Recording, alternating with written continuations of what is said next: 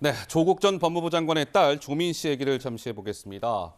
지난 4월 부산대 의학전문대학원 입학 취소에 대해 이 처분이 부당하다면서 이 조민 씨 측이 국민권익위원회 산하에 행정 심판을 제기했었습니다.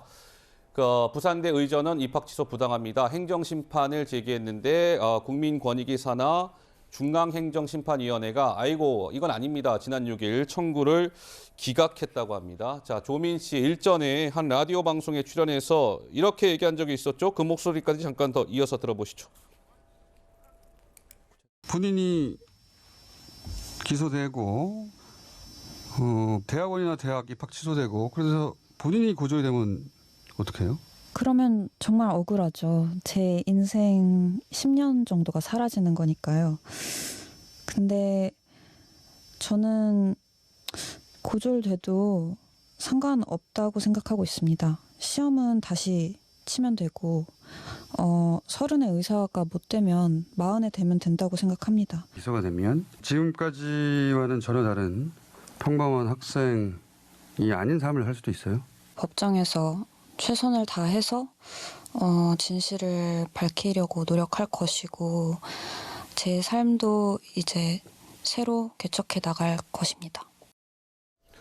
네, 권익위가 이제 기각을 했다는 건데 우리 구자홍 차장님 어떻습니까? 이게 재판에는 어떤 법적 구속력을 저 부분을 미칠 수는 없지만 이게 사실상의 첫 번째 공적 판단이라는 점에서 좀 의미가 있다 이런 분석이 나오던데 어떻게 보시는지요? 그렇습니다. 일단 부산대 의전원 입학 취소라는 것은 의사가 되기 위해서는 의전원이나 의대에 진학을 해서 일정한 이 과정을 마쳐야만 의사고시를 볼 수가 있고 의사고시를 통과해야 의사 면허를 받을 수 있습니다. 예. 그런데 지금 조민 씨의 경우에는 의전원 입학 자체가 무효로 되기 때문에 의사가 되기 위한 코스웍의 첫 번째 관문이 없던 일이 된 것입니다. 그러니까 의사 면허가 이제 없어지는 건가요? 그렇습니다. 어허. 지금 현재는 의전원 졸업하고 의사고시를 패스해서 의사 면허증을 받고 있습니다만 네. 입학 자체가 이제 없던 일이 되게 되면 의전원을 졸업한 것도 이제 무효가 되고 네. 의전원을 졸업을 안 했기 때문에 의사고시를 볼 수 있는 자격도 없어지고 자격이 없는 사람이 시험을 봐서 합격해서 의사 면허를 발급받을 수 없는 일이기 때문에 예. 이제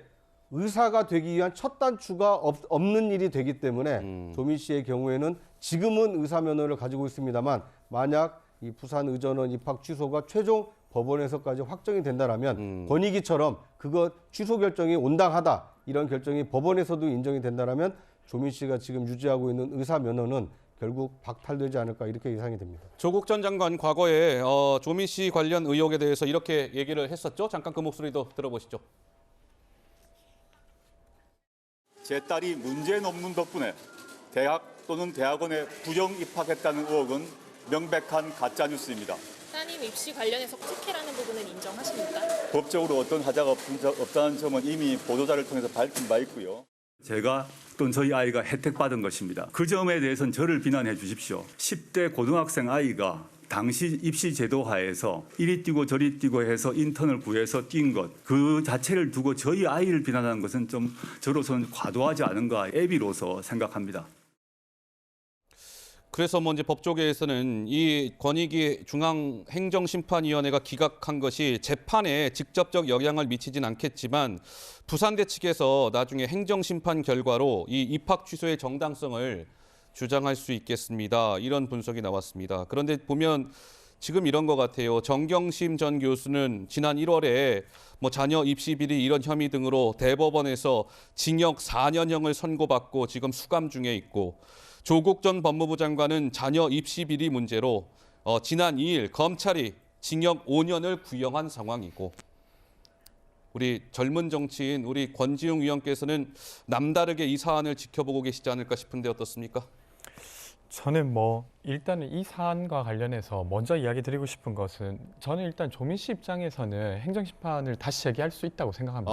그 부분이 자체를 비난하는 건 저는 부적절하다고 생각하고 근데 이 사건이 벌써 2019년 정도에 시작되어서 지금까지 이야기되고 있는 모습에 대해서는 좀 이야기 드리고 싶은데요. 그러니까 저는 부모의 재력이 부당하게 자녀의 입시 과정에 개입되어서 이전되는 것에 반대합니다. 그리고 그것을 원하는 사람은 없을 것 같아요. 근데 지금 이 사안이 정치적으로 그런 어떤 문제점을 구조적으로 해결하는 방향으로 에너지가 쓰여지는 게 아니라 그냥 정치적으로 소비되고 있다는 생각이 계속 듭니다.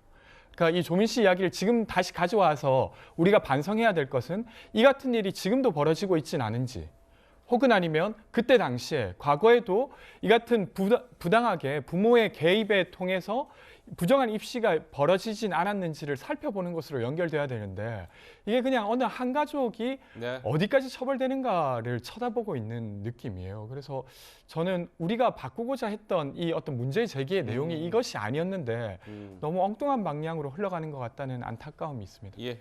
제가 볼 때 이 사건이 계속 인구에 회자되고 사회적인 이슈가 되는 그 1차적인 책임은 조국 전 장관에게 있다 생각을 합니다. 조국 전 장관은 사실 그러니까 조민 씨의 모친 정경심 교수는 문정부 때 대법원 판결에 의해서 4년이라고 하는 자녀 부정 입시 때문에 뭐 표창장을 위조했고 말이죠. 이런 것 때문에 4년 지금 징역형을 살고 있어요. 네. 그럼에도 불구하고 조국 전 장관은 한 번도 자신들이 벌였던 그 부정 입학에 대해서 사과 제대로 하지 않았습니다. 지금도 계속 그러잖아요. 그러기 때문에 이게 계속 이슈가 되고 있다. 더더군다나 예. 법을 집행하는 최고 수장이었습니다. 법무부 장관이었어요.